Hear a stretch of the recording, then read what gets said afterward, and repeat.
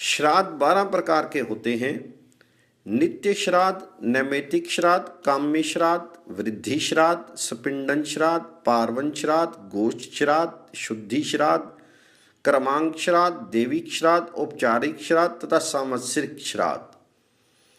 तिल, धान्य, जल, दूध, फल, मूल, शाक आदि से पितरों की संतुष्टि के लिए प्रतिदिन श्राद्ध करना चाहिए। जो श्राद्ध प्रतिदिन किया जाता है वह नित्य श्राद्ध है। एकोदिष्ट श्राद्ध को नैमित्तिक श्राद्ध कहते हैं। इस श्राद्ध को विधि पूर्वक संपन्न करके विषम संख्या ब्राह्मणों को भोजन कराना चाहिए। जो श्राद्ध कामना पर किया जाता है वह काम्य श्राद्ध है। इसे पारण श्राद्ध की विधि से करना चाहिए। वृद्धि के लिए जो श्राद्ध किया जाता है उसे वृद्धि श्राद्ध कहते हैं। ये सभी श्राद्ध कर्म पूर्वाह्न में उपवीति होकर करने चाहिए। स्पिंडन श्राद्ध में 4 पात्र बनाने चाहिए। उनमें गंध, जल और तिल छोड़ना चाहिए। प्रेत पात्र का जल पितृ पात्र में छोड़ें। इसके लिए ये समाना यजुर्वेद मंत्रों का पाठ करना चाहिए। स्त्री का भी एकोदिश श्राद्ध करना चाहिए।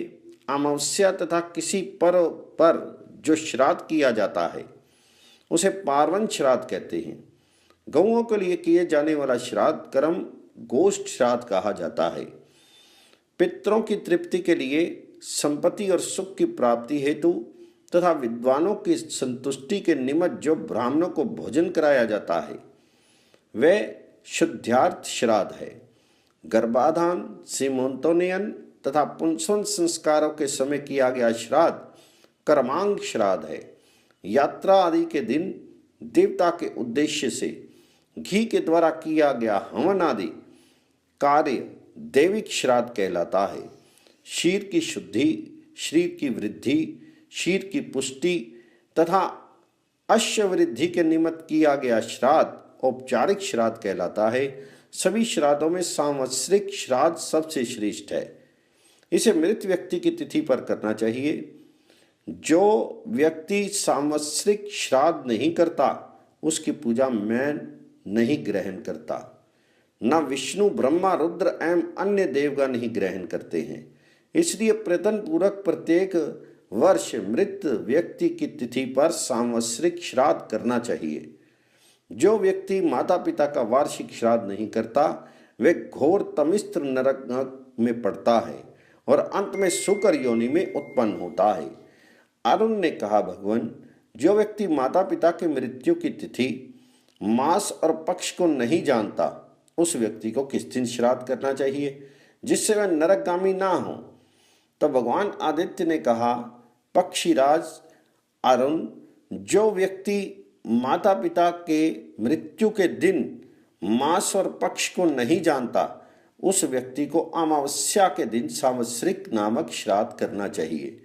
जो व्यक्ति मार्गशीर्ष और माघ में पितरों के उद्देश्य से विशिष्ट भोजन आदि द्वारा मेरी पूजा अर्चना करता है उस पर मैं अति प्रसन्न होता हूँ और उसके पितर भी संतुष्ट हो जाते हैं। पितर, गौ तथा ब्राह्मण ये मेरे अत्यंत इष्ट हैं, अतः विशेष भक्ति पूर्वक इनकी पूजा करनी चाहिए। वेद विक्रय द्वारा और स्त्री द्वारा प्राप्त किया गया धन पितृ कार्य और देव पूजन आदि में नहीं लगाना चाहिए। वैश्य देव, कर्म से हीन और भगवान आदित्य के पूजन से हीन वेदवेता ब्राह्मण को भी निंद्य समझना चाहिए। जो वैश्य देव किए बिना ही भोजन कर लेता है वह मूर्ख नरक को प्राप्त करता है। उसका अन्न पाक व्यर्थ है।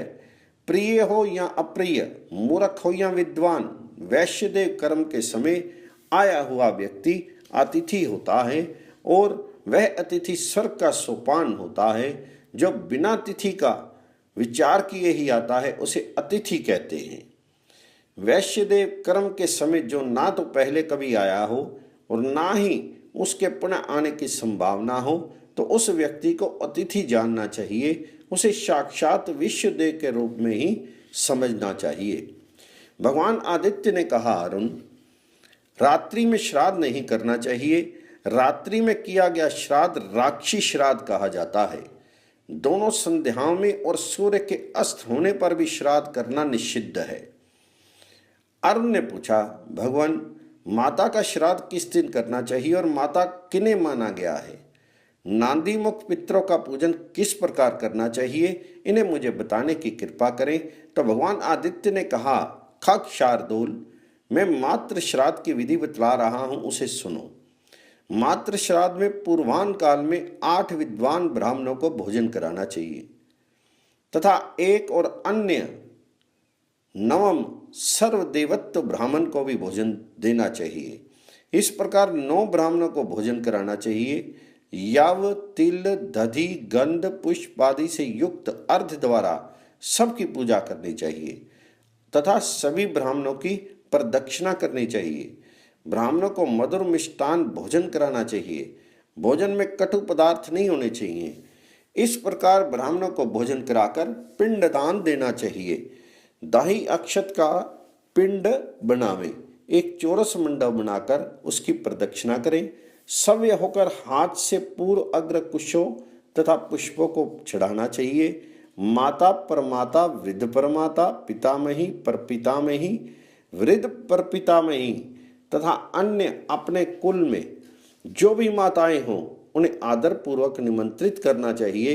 इस प्रकार माताओं को उद्दिष्ट कर 6 पिंड बनाकर पूजन करना चाहिए।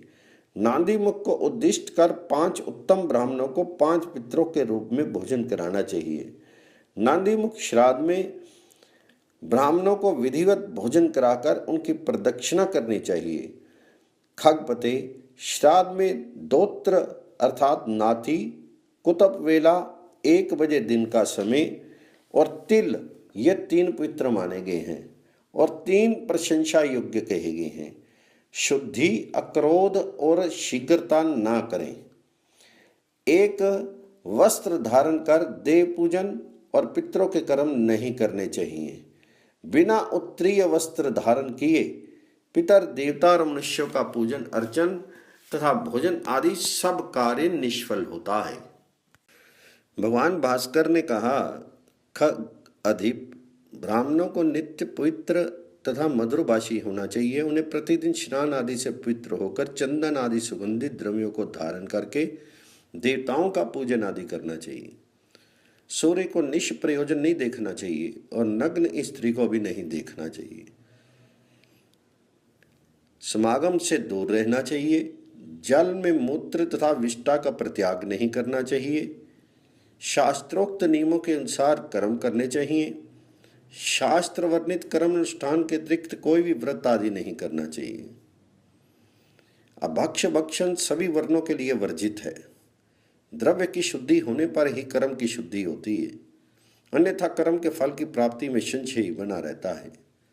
जाति से दुष्ट, क्रिया से दुष्ट, काल से दुष्ट, संसर्ग से दुष्ट, आश्रय से दुष्ट तथा निंदित एवं अभक्ष्य पदार्थ में अथवा दूषित हृदय के एवं कपटी व्यक्ति के स्वभाव में परिवर्तन नहीं होता। लहसुन, गाजर, प्याज, कुकरमुता, बैगन सफेद वाला और मूली लाल आदि जात्या दूषित हैं, इनका भक्षण नहीं करना चाहिए। जो वस्तु क्रिया के द्वारा दूषित हो गई हो अथवा पतितों के संसर्ग से दूषित हो गई हो, उसका प्रयोग नहीं करें। अधिक समय तक रखा गया पदार्थ काल दूषित कहलाता है, वह हानिकारक होता है, पर दही तथा मधु आदि पदार्थ काल दूषित नहीं होते हैं।